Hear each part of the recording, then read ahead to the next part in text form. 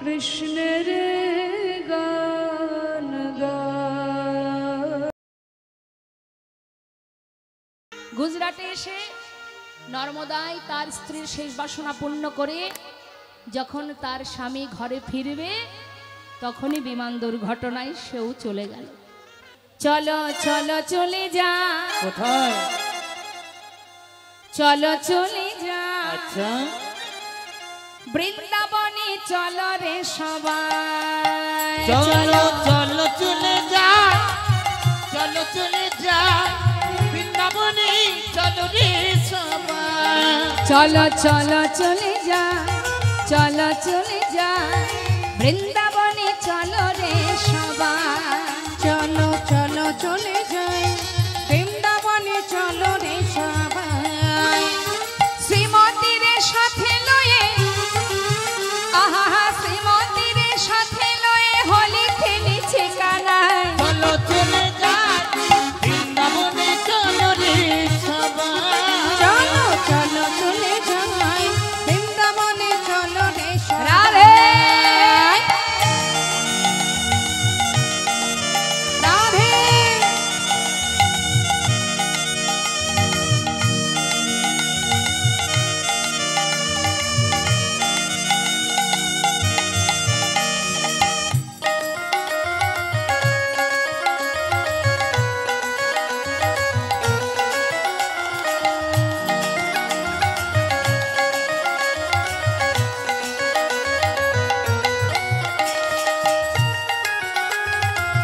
হরি বল। বসন্তের লাগে পাগল গিরিধারীর মনে।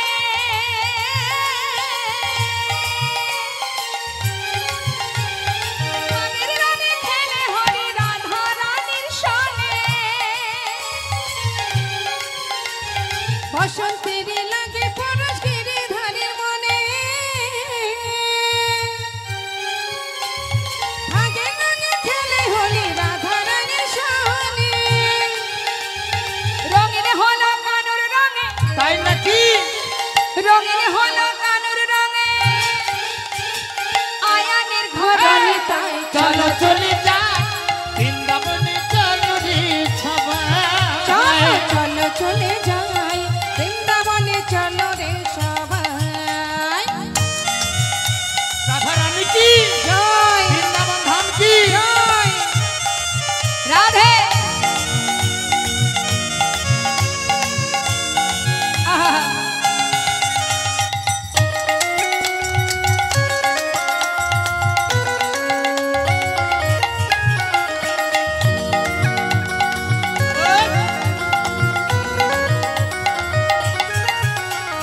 কেমন খেলা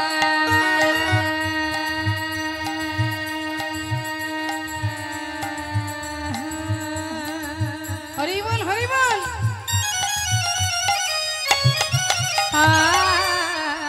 কেমন খেলা, কেমন খেলা, আহা কেমন খেলা, আহা কেমন খেলা খেলে আমার মদন মোহন, মদন মোহন। প্রেমের রঙে রাঙায় হয় অবলারি মন। কেমন খেলা, কেমন খেলা, আজ কেমন খেলা খেলে আমার মদন মহা। প্রেমে লাগে রাঙায় হয় আবুলার মন। কেমন খেলা, আহা কেমন খেলা খেলে আমার মদন মোহন, মদন মোহন। প্রেমের রঙে রাঙায় হয় অবলারি মন। কেমন খেলা, আজ কেমন খেলা, কেমন খেলা খেলে আমার মদন মহা। প্রেমে লাগে রাঙায় হয় আবুলার মন। শ্রীমতী রাইলা যুগবদন, তাই নাকি? শ্রীমতী রাইলা যুগবদন। দেখে কৃষ্ণ চূড়া রাঙা তাই চলো চলে যাই, বৃন্দাবনে চলো রে সবাই। একবার চলো চলে যাই, বৃন্দাবনে চলো রে সবাই। আহা বৃন্দাবনে চলো রে সবাই, বৃন্দাবনে চলো রে সবাই। বৃন্দাবনে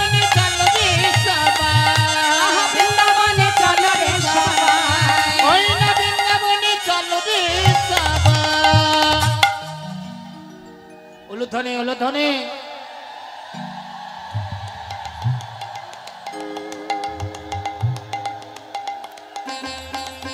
प्रेम से बोलूं राधा रानी की, জয় राधा रानी की, জয় वृंदावन धाम की, জয় नवद्वीप धाम की। জয়। সময় কারোর বন্ধু নয়, কারোর জন্য অপেক্ষা করবে না। কাল বড়, কালের কবল এমনই, কে জানে মা কখন কার সময় ফুরিয়ে যায়, তাই না? কি যায় রাধে? আমাদের পরম সৌভাগ্য আজ এই সাধুগুরু বৈষ্ণবের মাঝে বসে হরিনাম শ্রবণ করছি। কে জানে কতটুকু সময় আমাদের আর আছে, শেষ নিঃশ্বাস কখন ত্যাগ হয়ে যাবে। তার কয়েকদিন আগেই তার প্রমাণ আপনারা পেলেন চোখের সামনে। জীবনে এই 25 সাল পড়াতে কত রকমের দুর্ঘটনা ঘটছে মা, এখনো জানি না যতদিন এই ধরায় থাকবো আরো কি কি দেখতে হবে। একজন দুজন নয়, 250-র উপরে প্রাণ চলে গেল। তারা কি জানতো কত স্বপ্ন নিয়ে কত আশা নিয়ে ঘর থেকে রওনা হয়েছিল, কত আশা ছিল তাদের মনে। একবার চিন্তা করে দেখুন, এখানেই স্বর্গ এখানেই নরক মা। আমাদের সব থেকে বড় আনন্দের বিষয় এখনো পর্যন্ত আমরা সাধুগুরু বৈষ্ণবের সঙ্গ পাচ্ছি, কৃষ্ণ নাম শ্রবণ করতে পারছি। এক একটি দিন উঠছে, দিনের আলো প্রকাশ হচ্ছে, সূর্য দেখছি আমরা, চোখের পাতা খুলতে না খুলতে দিনের আলো দেখতে পাচ্ছি। ভগবানের চরণে জানাবেন, হে প্রভু যেমনই রেখেছ দুঃখেই রাখো আর সুখেই রাখো। এখনো তো এই পৃথিবীতে তোমার চরণ সেবা করার জন্য দেহে প্রাণটা আছে। হরি বল হরি বল। চাই যে দিনটা আমাদের জীবনে চলে যাবে এবং সকালবেলা ঘুম থেকে উঠে যদি দিনের আলো দেখতে পাই, জানবেন আমাদের বড় পাওয়া। সকালবেলা ঘুম থেকে উঠে ভগবানের চরণে প্রণাম করে তার চরণ স্মরণ করে দিনের প্রত্যেকটি কর্ম করবেন, অকর্ম কুকর্ম নয়, সুকর্ম। সকালবেলা ভগবানের চরণে যখন জানাবেন যে আজ এখনো আমি জীবিত বেঁচে আছি, আজ আমি আমার জন্য, সংসারের জন্য, আমার দায়িত্ব কর্তব্য পালনের জন্য যে পথেই আমি যাব, যে কর্মই করব, যদি সেই কর্ম সঠিক কর্ম হয় তাহলে তুমি আমার পাশে থেকো প্রভু। হরি বল হরি বল।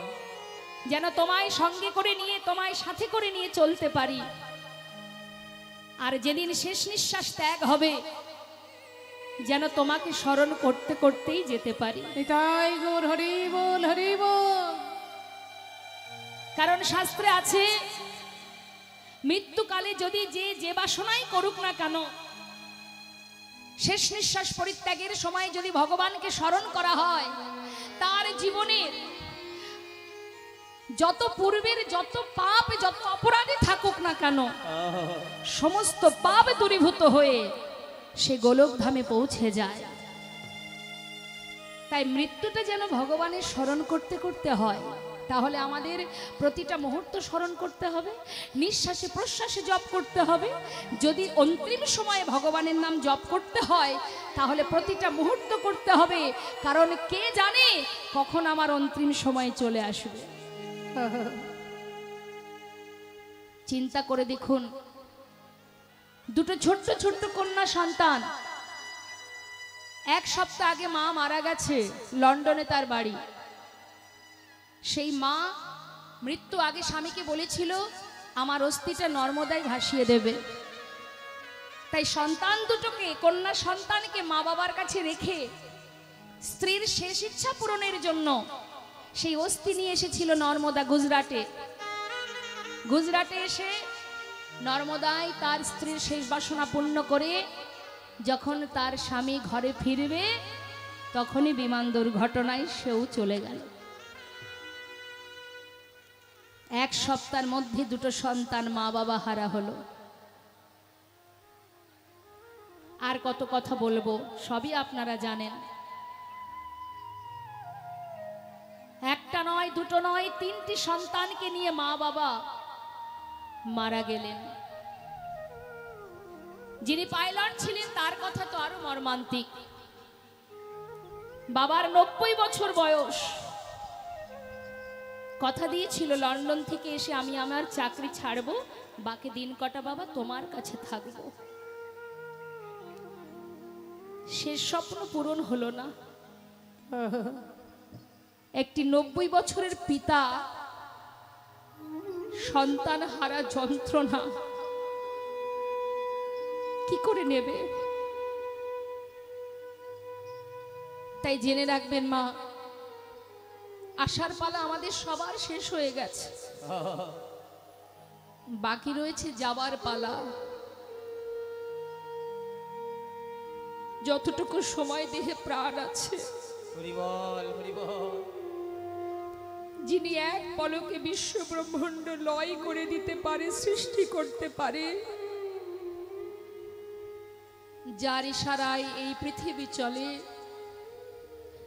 যার কৃপায় আজও খোদায় অন্ন পায়, পিপাসায় বাড়ি পায়, শ্বাস প্রশ্বাস চলার মতো আমরা প্রকৃতি থেকে যে অক্সিজেন পাই, সবই তার কৃপায়। যেদিন বন্ধ করে দেবে সেদিন আর কিছুই নিতে পারবো না। জগতে যার প্রতি ভরসা থাকুক, যার প্রতি তুমি নির্ভরশীল হও না কেন, এই ভাবনাটা মন থেকে মুছে দিতে হবে। তোমাকে রক্ষা করার মালিক একজনই আছে, তোমাকে বাঁচানোর একজনই আছে। রাখে হরি মারে কে, মারে হরি রাখে কে। আমরা স্বামীর প্রতি ভরসা করি, সন্তানের প্রতি ভরসা করি, মা বাবার প্রতি ভরসা করি, কিন্তু জেনে রাখবেন পরিস্থিতির কারণে এক সময় তারাও আমার পাশ থেকে চলে যেতে পারে, কিন্তু একজন যাবে না মা। যে কোনো পরিস্থিতিতে সে তোমার দুঃখ আসুক, সুখ আসুক, যেমনই তুমি থাকো না কেন, তোমার পাশ থেকে একজন কোনোদিনই যাবে না। যে তোমার রক্ষা করার মালিক, যে সৃষ্টি করে, যে ধ্বংস করে, সেই তো আমাদের বিপদ ভঞ্জন মধুসূদন। হরি বল, হরি বল। চিন্তা করে দেখুন, মহাভারতে দ্রৌপদীর 5 জন স্বামী রাজসভায় ছিলেন, গুরুজন ছিলেন, অন্ধ ধৃতরাষ্ট্র ছিলেন, গুরুকুল ছিলেন, গুরুকুলের যিনি গুরুদেব তিনি ছিলেন, সবাই ছিলেন। আমরা কখনো কখনো বলি না মা, আমার কেউ নেই, আমার কেউ নেই, আমার সন্তান নেই, স্বামী নেই, পরিবার নেই, আমার কেউ নেই। এই কথাটা একেবারে ভুলে যান। আমরা ভুল কথা বলি, আমাদের কারোর থাকার দরকার নেই, একজন যদি আমাদের মাথার উপরে থাকেন। ছিল তো, একজন নয় মা, 5 জন স্বামী ছিলেন না বাবা? এক বলতে 5 জন স্বামী ছিলেন। সতী রমণী মাতা দ্রৌপদীর যখন বস্ত্রহরণ হয়, 5 জন স্বামী এসেছিল তার মান রক্ষা করতে। গুরুজন যারা ছিলেন তারা এসেছিলেন রক্ষা করতে, নারী জাতির মান সম্মান রক্ষা করতে এসেছিলেন কেউ? একজন এসেছিলেন, একজন। সে জানে কেউ আমার রক্ষা করুক বা না করুক, একজন করবে। সারা জীবন ধরে যদি বস্ত্র টানতো দুঃশাসন, তবু বস্ত্র শেষ হতো না। হরিদাস ঠাকুরকে চাবুকের আঘাত করছে পাষণ্ডগণ। যখন পাষণ্ড মারছে, পাইক পেয়াদা আঘাত করছে, কেউ ছিল হরিদাস ঠাকুরের পাশে? কেউ ছিল মা? হরিদাস ঠাকুরের পাশে কেউ ছিল? যখন তাকে সর্ব অঙ্গ থেকে রুধির ঝরছে, সর্ব অঙ্গে হাজার হাজার চাবুকের আঘাত, কেউ ছিল তার পাশে? তার মুখে শুধু একটা কথা, কৃষ্ণ কৃষ্ণ কৃষ্ণ কৃষ্ণ। রক্ষা করেছিল কে? সেই গোবিন্দ। তাই আমাদের সিদ্ধান্তটাই ভুল হয়ে যায় মা। চলে যখন আমাকে যেতেই হবে, চিরকাল এখানে আমরা থাকবো না, যেতে যখন আমাকে হবে, তাহলে আমার জায়গাটা যেন সুন্দর হয়, যেন আমাকে নরকগামী হতে না হয়, আমি যেখান থেকে এসেছি সেখানে যেন যেতে পারি, সেই চিন্তা নিয়েই আমাদের চলতে হবে।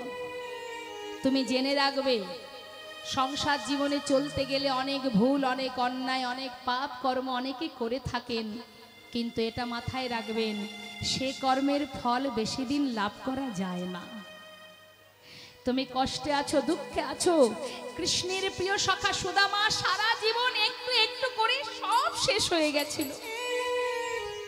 গাছতলাতে পরিবার নিয়েছিলেন, ঝড় বৃষ্টি মাথার উপর। গোবিন্দকে জানতেন না? নিশ্চয়ই জানেন, কারণ তিনি তো প্রত্যেকের হৃদয়ে আছে, এখানে আছে, তার কিছু জানতে বাদ থাকে মা? এত কষ্ট পেয়েছে সুদামা, কিন্তু কোনোদিন সুদামা কৃষ্ণ নাম ছাড়া এক পাও চলেছে না। তাই তো সেই সুদামাকে জেনে রাখবেন, যদি কষ্ট ক্ষণিকের সময় থাকে আবার চলেও যায়, কিন্তু দীর্ঘ সময় যদি আপনার জীবনে কষ্ট থাকে, জানবেন এটা প্রভু আপনাকে দিচ্ছে। কেন? এই কষ্টটা যত তুমি সহ্য করবে তত তোমার জ্ঞানের আলো প্রকাশ হবে, তোমার সহ্য শক্তি বেড়ে যাবে, তোমার অনেক জ্ঞান, অনেক অভিজ্ঞতা হবে এবং তুমি ক্ষমতাশালী হয়ে উঠবে। তারপর দীর্ঘ সময় কষ্টের পর এমন একটা দামি উপহার আপনার জন্য ভগবান রেখে দেবেন। তাই হাল ছেড়ে দিলে হবে না। তার প্রমাণ সুদামা, যাকে সোনার প্রাসাদ বানিয়ে দিয়েছিলেন ভগবান। তাই গৌর হরি বল হরি।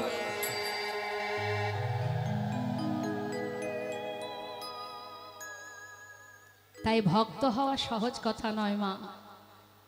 সবার কাছে নিবেদন, ভরসা নির্ভরশীল। আমি, আমার সন্তান, আমার স্বামী, আমার পরিজন সবাই যেন কৃষ্ণমুখী হয়, সেই দিকে আপনাদের লক্ষ্য রাখতে হবে। কারণ গোবিন্দ ছাড়া আমরা তার কাছে নিমিত্ত মাত্র, সে ছাড়া আমাদের আর কেউ নয়, কেউ নেই, তিনিই পারেন। তাই তো কাজী নজরুল ইসলামের একটি সুন্দর গান একটু বলি, গাই, শুনুন কি বলছে। সুন্দর এই পৃথিবী তারই সৃষ্টি, ক্ষণে ভাঙে ক্ষণে গড়ে।